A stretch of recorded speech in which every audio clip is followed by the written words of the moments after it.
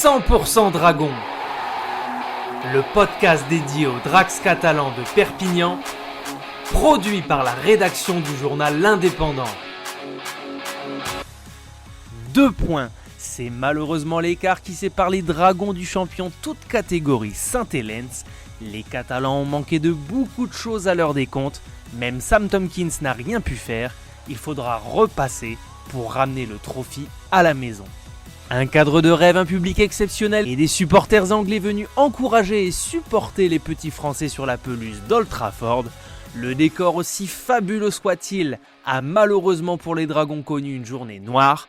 Noire comme le regard de Sam Tomkins, titulaire. L'arrière des Drax a joué 80 grosses minutes, jouant surtout les pompiers de service pour éteindre les nombreux brasiers allumés par les adversaires du soir.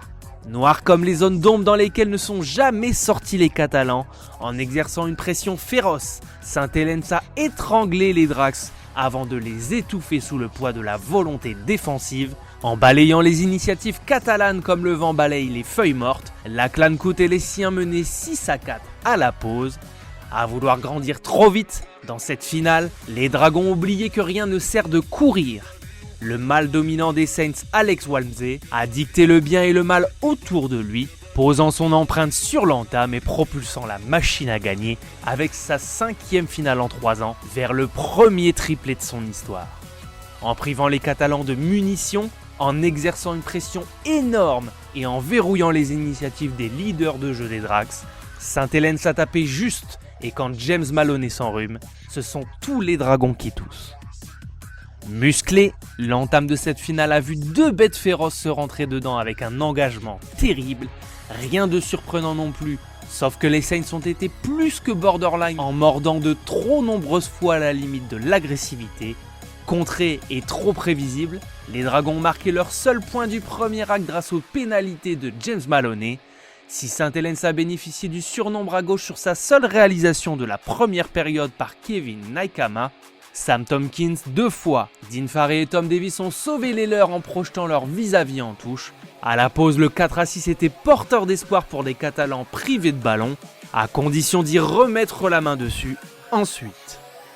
Dès la reprise, un jaune de Tommy Mackinson permet aux Drax de jouer à 1 de plus. Le temps pour Josh Drinkwater de placer une passe au pied pour Mike McMicken qui marquera le seul essai des Dragons. En menant 10-6, les Catalans feront ensuite de la résistance lors de 20 longues minutes. Sami Langi et Sam Tomkins sauvent un premier essai face à James Batchelor, sauf que Kevin Naikama bénéficie d'un rebond favorable suite à une passe de Johnny Lomax pour le 12-10. Le dernier quart d'heure sera aussi intense qu'exigeant pour des Catalans qui ont enchaîné une dernière maladresse en fin de rencontre. Le réalisme a payé pour les joueurs de Saint-Helens qui ont connu un trou d'air en début de seconde période avant de signer une fin de match lucide, intelligente et à l'anglaise. Il adviendra maintenant aux Dragons de se nourrir de cette finale perdue. Après y avoir goûté sans retenue, les Catalans veulent déjà y revenir. Un clap de fin terrible qui résonnera encore quelques jours dans les têtes.